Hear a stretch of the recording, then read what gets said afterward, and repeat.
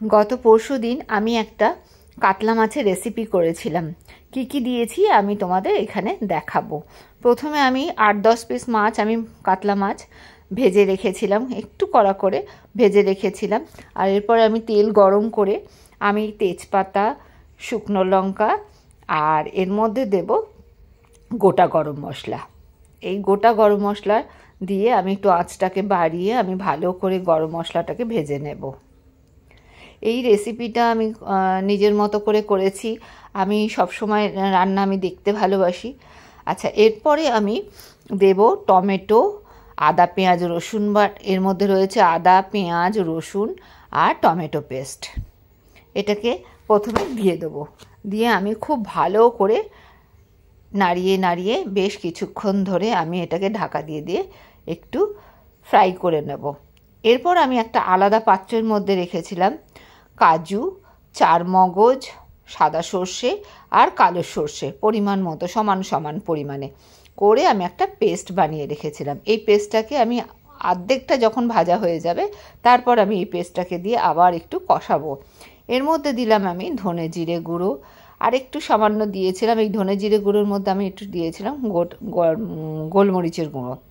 এরপর আমি একটু হলুদ দিয়ে দিলাম, দিয়ে আমি এটাকে আবার ঢাকা দিয়ে দিয়ে বেশ কিছুক্ষণ কম আঁচ করে আমি এটাকে কষাবো।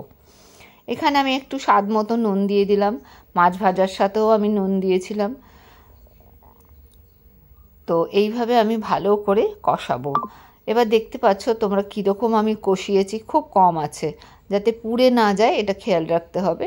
এইভাবে পুরো মশলাটা ভালো করে কষানো হয়ে গেলে আমি বাটি ধোয়া জলটা এর মধ্যে দিয়ে ভালো করে আরেকটু নাড়িয়ে চাড়িয়ে, আমি যেহেতু একদম ন্যাচারাল মোবাইলে ছবি তুলেছি, কোনো রকম এডিট ফেডিট নয়, আর এদিকে আমার কোনো লাইটও নেই, তো ন্যাচারাল মোবাইলের ছবিতে যেটুকু এসেছে, কিন্তু কালার দুর্ধর্ষ এসেছিলো। এরপর এই কষানো মশলার মধ্যে আমি প্রত্যেকটা মাছকে ভালো করে সাজিয়ে দেব। এখানে দেখতে পাচ্ছ আমি মশলার মধ্যে মাছগুলোকে সাজাচ্ছি।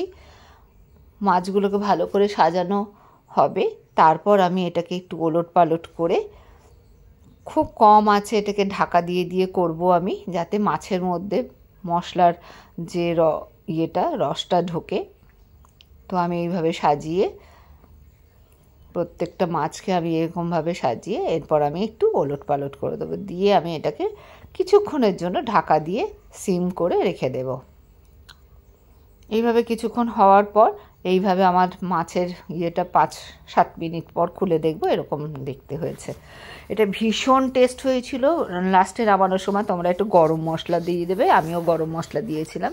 এর সাথে আমি একটা পাবদা মাছের সর্ষে পাবদা তৈরি করেছিলাম।